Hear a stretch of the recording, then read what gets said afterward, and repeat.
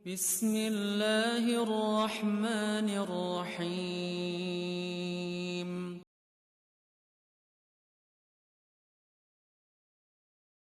Assalamualaikum. Jangan lupa like, comment, and subscribe. Bye.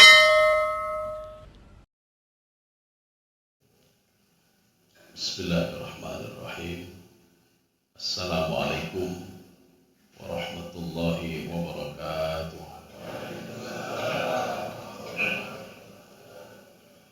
Alhamdulillahi rabbil alamin.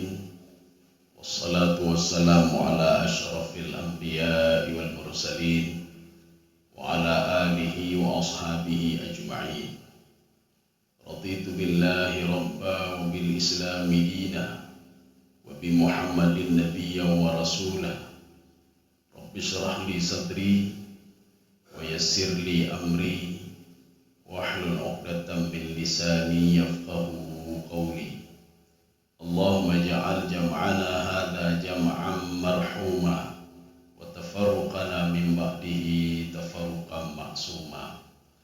Yang saya hormati Bapak Bici Tuhaput, Imam Ci, Ketua BKM, pengurus BKM, dan seluruh jamaah sekalian, serta para penasihat Arafah, yang kedua Majelis Zikir Arafah Sanzul, kemudian seluruh jamaah kaum muslimin dan muslimat sekalian yang dirahmati Allah Subhanahu wa taala.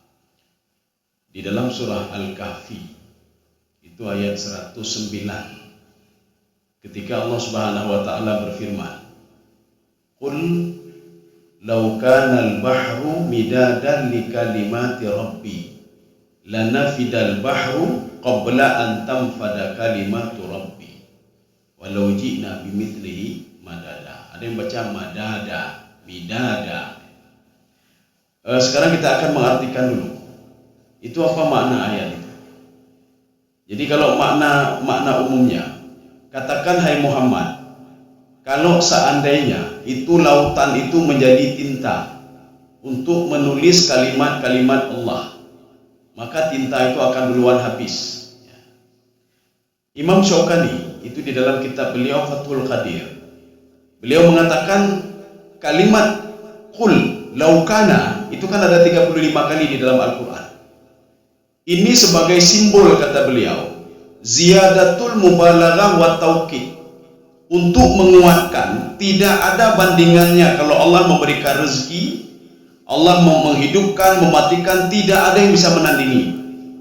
Kasih sayang Allah tidak ada yang bisa menandingi.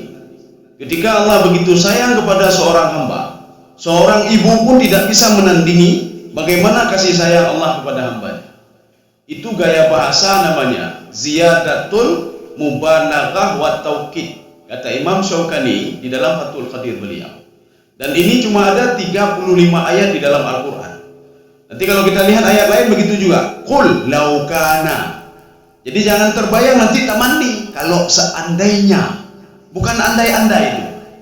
Jadi jangan kita berbicara nanti kalau seandainya saya punya duit banyak, maka saya akan, itulah sama kalimatnya.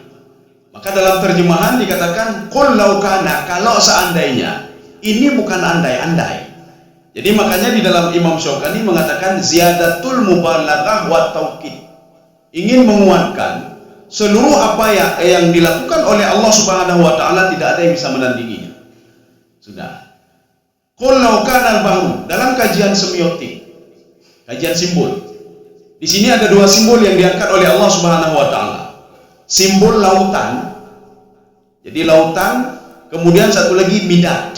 Midad itu tinta. Tinta dan lautan. Biasanya seorang tinta itu kan untuk menulis. Makanya Bani Israel itu dipuji oleh Allah dalam Al-Quran karena sering menulis. Bani Israel, mereka begitu cerdas. Kenapa? Karena menulis membaca, menulis membaca. Kita membaca macam baca WA macam mulih dan memang. Naci kadang-kadang jarod mulih. Ya, tapi ini mereka itu Bani Israel memang kehebatan mereka luar biasa. Wa inni faddaltukum 'alal 'alamin. Bahkan ketika Nabi Zakaria dan beberapa Bani Israel lainnya, Nabi Zakaria mengatakan ini Maryam sudah lahir. ini keponakan saya wajib menjaganya. Kata Bani Israel, oh tidak, kami yang lebih berhak menjaganya, karena orang tuanya itu adalah pembesar kami, kata Bani Israel. Oh begini saja, kita undi saja. Undian mereka itu dengan pulpen, Jadi makanya mereka lempar pulpen ke lautan itu. Ada yang mengatakan di sungai. Pulpen yang mengambang dia bisa menjaga Maryam. Pulpen yang tenggelam tidak bisa. Apa makna filosofinya? Rupanya kalau pulpennya itu masih banyak tinta, dia tenggelam, Pak. Kalau pulpennya tintanya sudah sedikit, dia akan mengambang. Maknanya kalau tinta sedikit berarti banyak penulis. Makanya Nabi Zakaria orang yang banyak menulis. Jadi makanya diberikanlah kehormatan kepada Nabi Zakaria untuk menjaga Maryam. Kenapa? Mereka itu mengundi dalam hal apa? Kecerdasan dan banyak tulisan. Siapa yang paling banyak tulisan? Itulah yang bisa menjaga Maryam. Ini simbol. Itu bidat namanya. Kemudian satu lagi simbol dalam kajian semiotik. Itu al-bahru. Bahru itu lautan. Kita selalu bangga dengan lautan. Luna laut di nanyo najih. Bahkan laut-laut ditimbun laut. Ditimbun laut, ya bangunan. Saking mereka ininya dengan lautan. Lautan itu dalam kajian ilmu balaghah, lautan itu memberikan segalanya. Engkut na balaut, bate na balaut, ulam yang laut, Pak. Permata ada dalam laut, semua ada dalam laut. Yang tidak akan pernah habis-habisnya. Dua simbol ini Allah padukan dengan nikmat Allah. Kata Imam Syekh Tontawi dalam tafsir beliau Al-Wasit, al-bahru yantahi, itu air itu akan habis. Al-midadu yantahi, tinta juga akan habis. Kita kalau sudah sebulan 2 bulan payah blow pulpen baru, pakai tinta ke habis. Kemudian lautan begitu juga. Inilah yang ditafsirkan dalam tafsir Al-Baghawi dan tafsir Ibnu Katsir. Ketika salah satu ciri-ciri kiamat nanti, wa idzal biharu fujirat. Ada yang lain sujirat. Apa makna fujirat? Apa makna sujirat? Zahaba ma'uha wa yabisa. Nanti lautan itu airnya itu akan hilang dan kering. Ya. Sehebat apapun lautan itu. Maka kalau kita melihat dalam kajian maritim, itu air laut kan lebih luas. Lautan itu lebih luas dibandingkan daratan. Tapi nanti kalau mau kiamat semua jadi daratan memang. Ini kalau kita melihat dalam tafsir Ibnu Katsir. Walaupun nanti sebagian penafsir mengatakan salah satunya Ibnu Abbas, itu apa makna wa idzal biharu fujirat wa fadat ma'uha. Jadi semua airnya itu akan naik sebagaimana naiknya air pada masa Nabi Nuh alaihissalam. Itu ciri-ciri kiamat nanti.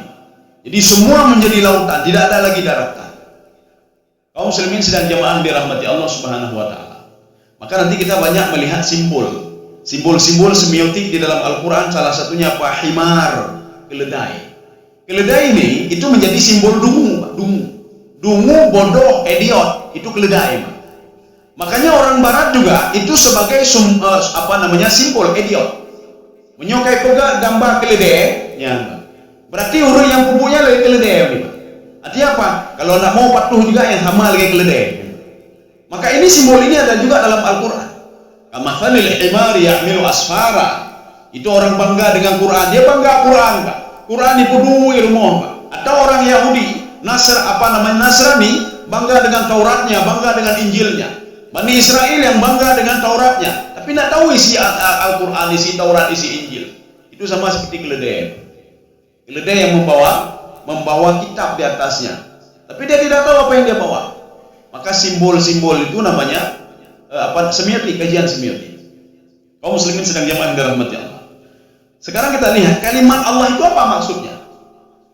Qul law kana, ini uslub khitabi. Makna uslub khitabi, dialog antara Allah dengan Nabi Muhammad sallallahu alaihi wasallam.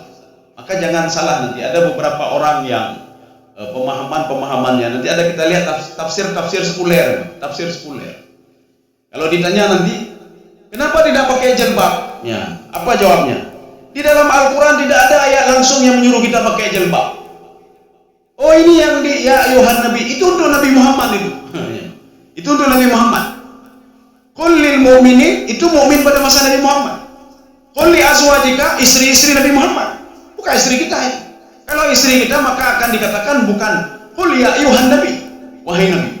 Di dalam kajian tafsir, ketika menyebutkan an-nabi, ar-rasul dalam Al-Quran tidak ada lain itu untuk Nabi Muhammad SAW.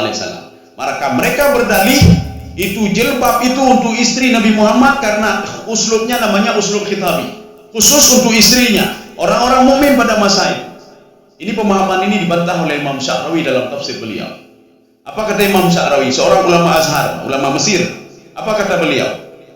Kullu khitabin lin nabi khitabun li ummatihi. Setiap dialog Allah dengan Nabi Muhammad dalam Al-Quran itu berlaku juga untuk umat Muhammad sallallahu alaihi wasallam. Maka ketika Allah mengatakan, ya Muhammad katakan kepada istri-istrimu, secara tidak langsung Allah mengatakan kepada kita, wahai fulan, lu pegang abah inang untuk jilbab apa? Lu pakai jilbab, pakai ini, tutup aurat. Kalau kita melihat di dalam tafsir Al-Misbah punya Quraisy Shihab ya, ketika beliau berbicara tentang jilbab, ime kena untuk ini kena baju, beliau pusing, kita aja yang mendengar juga pusing. Waktu dia tanya kenapa begini, kita perhatikan nanti tafsir beliau dalam surah Qul ya ayyuhan nabi, qul li azwajika wa banatika. Coba perhatikan di sini. Terakhirnya beliau mengatakan kita tidak boleh mengatakan kepada orang yang tidak pakai jilbab itu sudah melanggar syariat. Tidak boleh. Ya. Karena yang menentukan itu cuma Allah Subhanahu wa taala. Itu kan enggak jelas, ya. Kaum muslimin sekalian jemaah yang dirahmati Allah Subhanahu wa taala. Maka Quraisy Shihab itu pertama sekali membuat tafsir nuzuli namanya. Tafsir nuzuli adalah tafsir kajian tafsir itu sesuai dengan asbabun nuzul. Setelah beliau buat itu tidak ada peminat, hanya ramai peminat. Beliau membuat tafsir yang lain lagi, namanya tafsir maudhu'i atau tematik. Ketika beliau buat tematik, ini surah Al-Baqarah tema begini, ini tema begini, kurang peminat juga. Akhirnya beliau mengklaim saya buat tafsir baru namanya tahlil. Tafsirnya mudah, padahal susah kita pahaminya. Kenapa? Ada beberapa lafaz-lafaz yang beliau bawa kemari, itu tidak bisa diterima oleh orang awam. Kaum muslimin sedang jamaah dirahmati Allah. Maka model-model kita nyonya tafsir-tafsir yang simpel-simpel nanti orang Mbak, buku tutah-tutah dah Mbak. Tafsir yang simpel-simpel, yang jelas kita paham apa yang ada dalam Al-Quran. Kita paham apa yang kita baca, itu saja dulu. Ya, apa yang kita baca. Jadi jangan kita tambah, jangan kita kurangi dan lain sebagainya. Ini sama seperti ada penafsir mengatakan begini. Ini penafsir Nusantara nih, masuk penafsir Nusantara yang tinggal di Nusantara ya. Jadi tarmihim bi'ijaratin min sijil itu diumpamakan apa? Kalau orang-orang mukmin itu sebagai pesawat tempur katanya. Kemudian bi'ijaratin min sijil, hijarah itu apa? Peluru katanya. Maka kita ini kata beliau itu, nggak saya kasih tahu tafsir mana itu. Jadi beliau itu mengatakan kalau kita orang-orang mukmin ingin menang harus punya pesawat tempur. Kita harus punya peluru-peluru. Sebagaimana tairan ababil tarmihim bi'ijaratin min sijil. Coba kita lihat ketika Rasulullah SAW itu bertempur dengan orang-orang kafir. Jumlah pasukan mukmin 313 orang. Senjata cuma dua senjata punya Rasulullah dan sahabatnya. Baju besi cuma baju besinya dua. Kuda cuma dua, punya Miqdad dan Mursyid. Jadi ada yang naik kuda, tidak ada baju besi. Ada yang jalan kaki, yang tepuk-tepuk tangnya. Karena perlengkapan cuma 6. Orang kafir itu mereka jumlahnya 1000 orang, perlengkapannya 200 baju besi, 200 pedang, dan 200 kuda. Secara logika mereka bisa mengalahkan orang mukmin. Tetapi ketika sebelum bertempur mereka bertawakal dan berdoa kepada Allah Subhanahu wa taala sehingga dibantu oleh para malaikat. Jadi makanya nanti jangan sampai begini. Kita mengatakan bahkan orang mukmin tak lo tapi pesawat tempur kurang pesawat tempur. Nyampina pesawat tempur dia monggok lagi motor monggok. Jadi hanya pakai le, maka jangan keliru kita. Ditanya kenapa Islam tidak maju-maju? Peluru enggak cukup, peluru enggak cukup. Apa salah kita berdoa kepada Allah? Itu peluru belum menjadi penentu. 200 pedang itu, 200 baju besi, 200 kuda bukan menjadi penentu kemenangan orang kafir. Akhirnya mereka kan lari kocar kacir, sehingga yang mendanainya itu adalah Abu Lahab. Abu Lahab memang PNKB saputan diangkat pemimpin dan apa yang menumpahnya. Lagi orang pimpin kemenyu, apa yang itu Abu Lahab Maka simbol orang yang habis semuanya tidak dapat apa-apa, itulah Abu Lahab. Sehingga stres dia. Jak gede meninggal di tengah jalan itu. Kaum muslimin sedang jemaah yang dirahmati Allah. Ini kalimat ini apa maksudnya? Ada seorang jemaah itu bertanya ke saya. Jadi dalam dialog bebas ya. Beliau mengatakan, apa kalimat Allah itu apa? Apakah la ilaha illallah? Apakah itu? Ataukah la kalimatullah itu subhanallah, alhamdulillah, wa la ilaha illallah, Allahu akbar? Apakah itu? Kita mengambil sampel 3 penafsir. Yang pertama, kita mengambil sampel itu penafsir Sufi Ibnu Arabi. Apa kata Ibnu Arabi? Apa makna kalimatullah? Qul law kana al-bahru midadan li kalimatillah. Kalau seandainya lautan itu menjadi tinta untuk kalimat Allah. Apa maksud tinta untuk kalimat Allah? Jadi kalau kita lihat versi Ibnu Arabi, itu makna kalimat Allah al-ma'ani wal haqa'iq wal a'yanu wal arwah. Ma'ani wal haqa'iq, apapun yang diciptakan oleh Allah itu tidak habis dalam kajian manusia. Dia kaji hakikat hidup ini apa, hakikat dunia ini apa, bagaimana dunia ini, muncul teori ini, maka tidak akan pernah habis. Kalau habis, tidak ada lagi orang yang menulis sampai sekarang. Tapi sekarang ada saja buku baru, jurnal baru, semua terus muncul. Itu makna kalimat Rabbi. Jadi artinya apa? Al-ma'ani wal haqa'iq. Ada seorang dia mengkaji dirinya apa? Untuk apa saya hidup? Kepegang buku.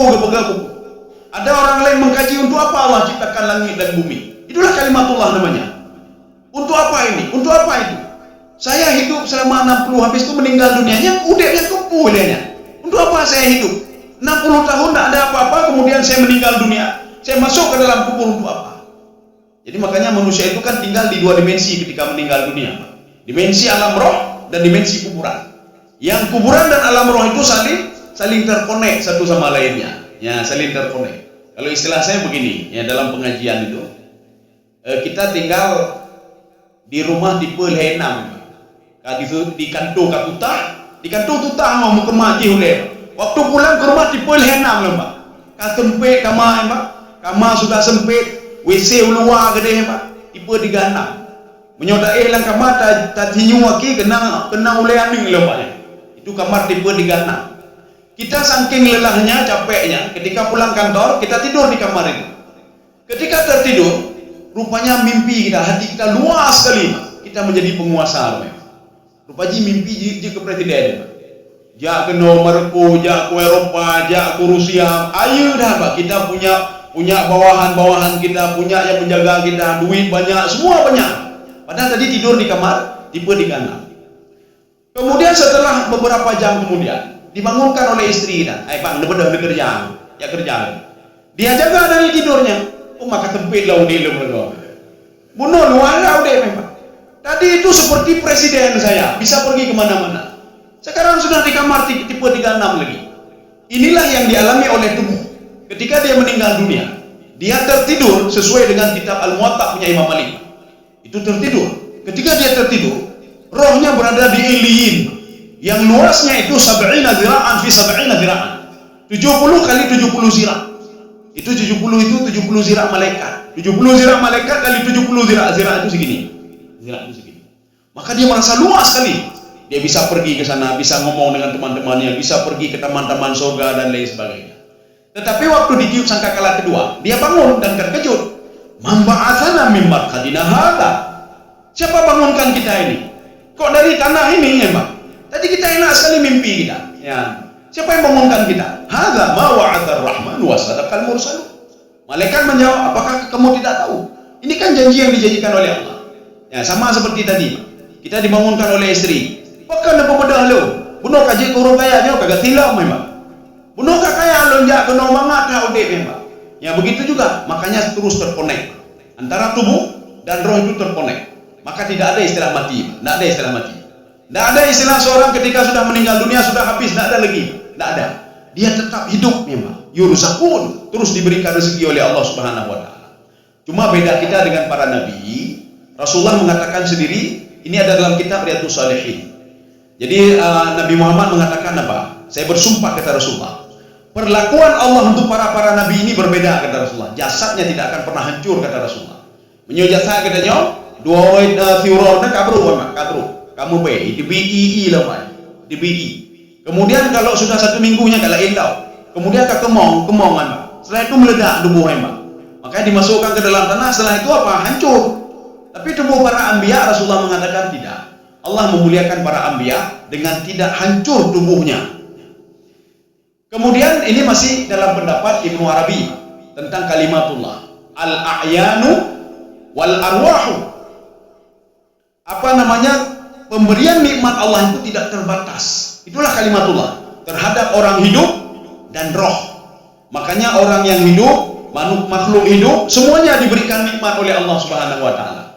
Maka kita pada suatu hari Nabi Musa alaihissalam bertanya kepada Allah Subhanahu wa taala, "Ya Allah, bagaimana cara Engkau berikan nikmat? Makhlukmu banyak sekali. Manusia macam-macam manusia. Manusia macam-macam. Ada yang tinggal di gunung, nah di lembah, nah di daratan, macam-macam nih. Nah tinggal di laut, pegang kapal, pegang di laut, Pak, tinggal di laut. Belum lagi binatang. Binatang ada di gunung, ada di udara, ada di dalam tanah, dan lain sebagainya. Belum lagi tumbuh-tumbuhan. Belum lagi ikan yang di lautan. Kan cukup banyak itu. Bagaimana cara Engkau berikan nikmat kepada mereka, ya Allah? Bagaimana cara Engkau berikan rezeki kepada mereka? Allah menyuruh pada Nabi Musa, ambil tongkatmu, kamu pukul batu yang ada di depan. Ada batu besar. Dipukul batu besar itu, singkat cerita di dalam itu ada ular. Terima kasih.